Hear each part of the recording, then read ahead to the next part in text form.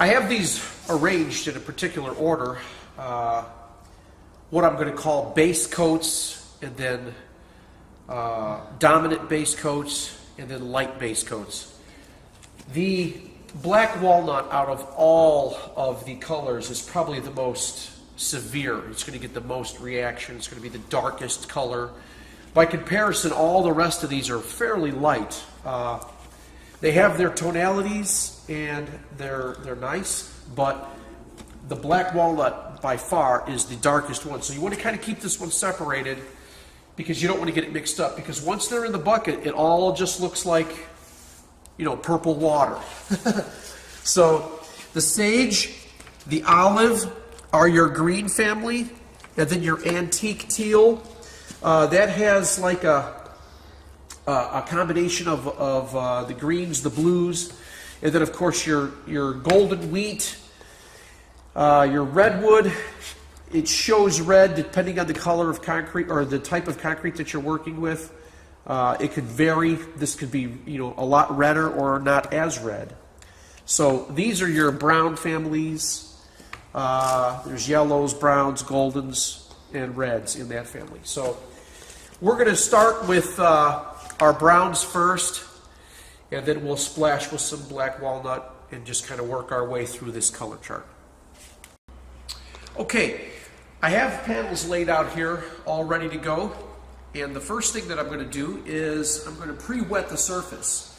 The reason why I'm doing that is because there's some form release in the machinery that makes these, and it's just, there's just a slight residue on the top. Now you can take a hose and you can spray them down. That will do fine, but what I have found is just simply take a squirt bottle, atomize the surface. It kind of bites through that. You don't have to put a lot. You don't want standing water, but what you do want is a surface that's damp so that the material will just bleed right through.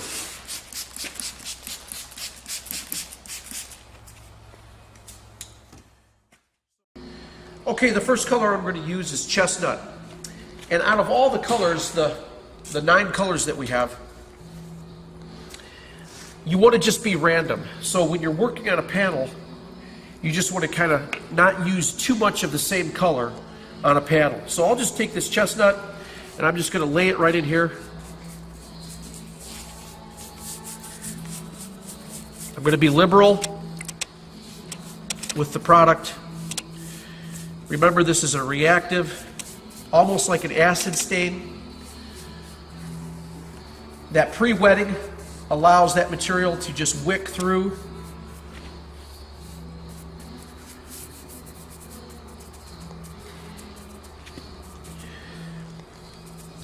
And that's it. I might do one more, maybe one of these small ones.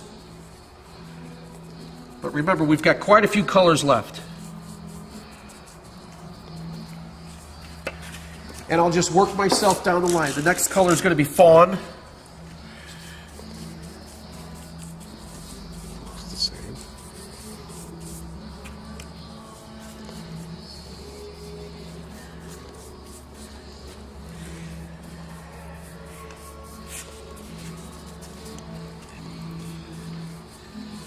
It's also very important to keep your colors in order, because once it goes on, there's no way you can tell what it is until after it's dried, which could take a couple hours. You're really just waiting for this surface material to evaporate. Next is cream. On stone surfaces like this, it might puddle up. It's okay that it puddles up. It just takes a little bit longer for it to dry. But the puddling actually creates a more severe color change.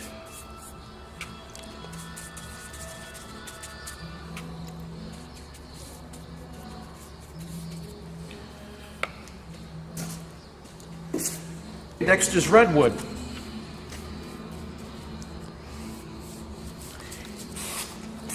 Now, you've got these outside lugs right here. Make sure you get those real good.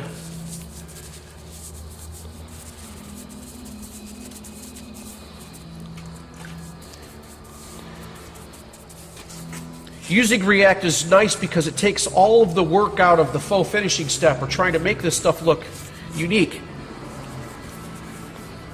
You've got a natural modeling that takes place as this material starts to work its magic.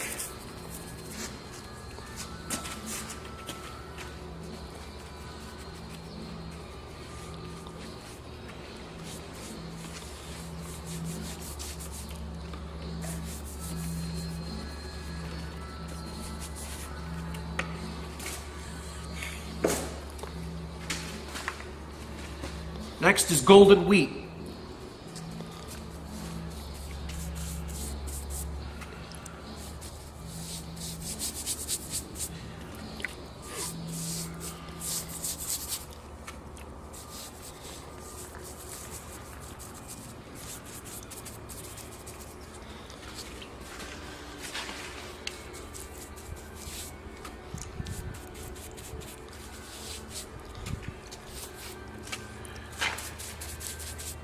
Don't forget the outside edge.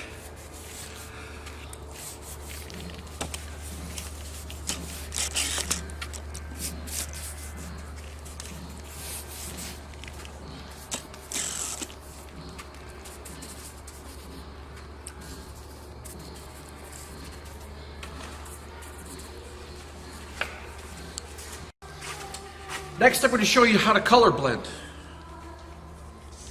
I'm going to take black walnut, which is the most severe of all the colors we have, and I'm just going to tag this top right here, just like that.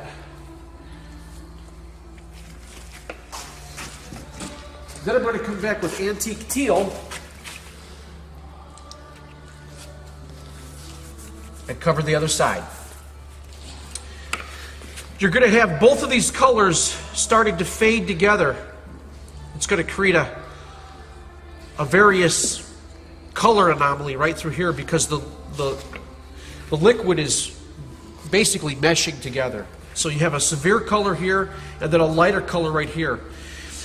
You want to make sure you're relatively flat so you don't have any big runs, but for the most part we're going to take a look at what this is going to produce. I'll do a couple more.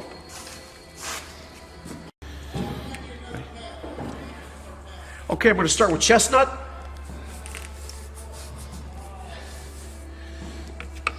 And it's even kind of cool how it just kind of bleeds out already. And I'll take olive.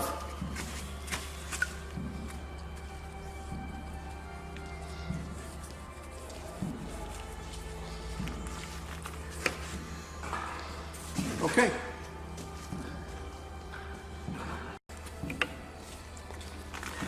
Now this time, I'm going to coat the entire stone. Cream is kind of a light color.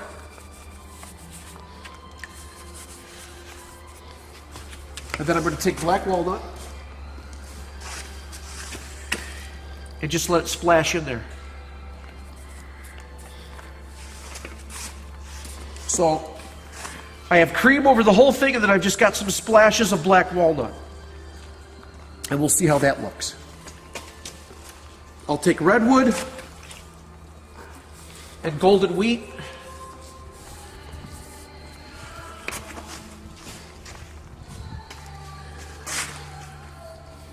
I started golden wheat, but then I'm coming back to it, so. Okay. We're going to let these dry, and we'll come back and take a look at how they turned out.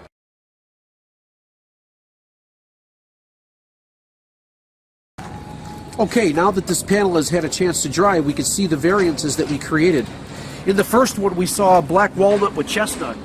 We put the black walnut down first, and we came back with the chestnut. Very natural looking. The next one would be the redwood with the golden wheat. Very subtle, but yet still a variance and a difference. The one beneath it is the cream with the black, or I'm sorry, the cream with the dark walnut spots, where we just kind of shook the dark walnut right on top of it. And then, of course, the last one is the chestnut with the olive. So we've got touches of green with the browns that come through the base. This is a pretty good idea of what you're going to get when you start blending colors or splitting the stones in half. or just dabbing it and splashing it. Okay, now that we have our panels stained and you can see that they're drying, there'll still be some areas that continue to oxidize and continue to finalize out with their coloring. What you're going to want to do is you're going to want to take some mortar. Now, this should be the exact same mortar that you're going to use to mortar up your ends when you get those together. And you want it to be somewhat loose. It's got to be pretty loose because you're going to really essentially paint this into the joints, okay? You'll take a 3-inch chip brush and you'll just lay it right in there. It's going to splash over onto the rock, but that's okay.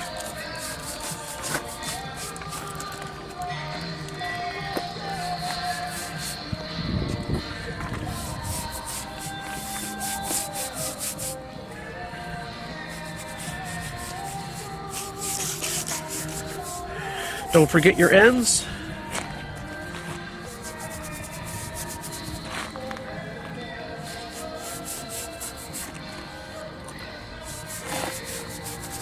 All right, just work your way through.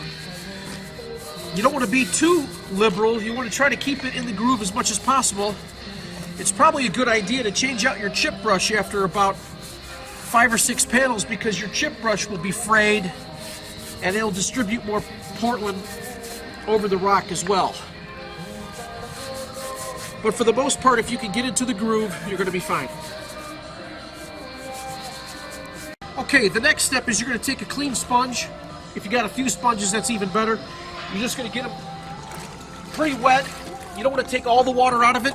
And then as you come up to your rock, you want to kind of go against the grout, against that joint. And basically what you're going to do is you're just going to take a clean edge, flip your sponge over, and just basically pull that grout off the rock. Now you don't want to wait too long because you don't want the Portland to really lock up, but if you get to it rather quickly, you'll be able to keep that Portland from coming off. Even though it looks real ashy and looks dry, it's not really locked in yet. So keep flipping your sponge, do several rocks, and then go back and clean out your sponge. The reason why you want to do that is because you don't want too much Portland to be spread across the rock.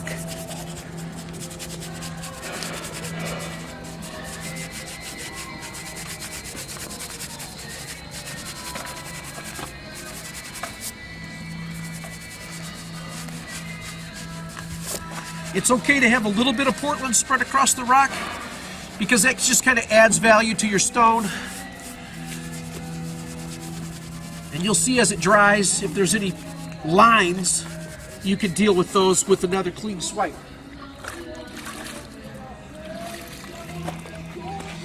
And we're almost done. Just going across the joint, pulling most of that Portland off of there, flipping my sponge. Okay. Now, as you start to see it,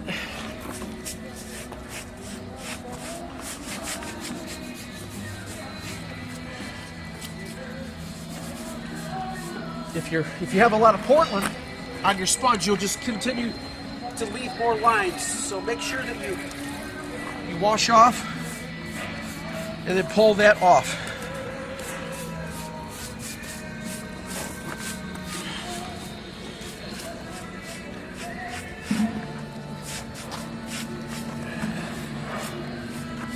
And that should be it.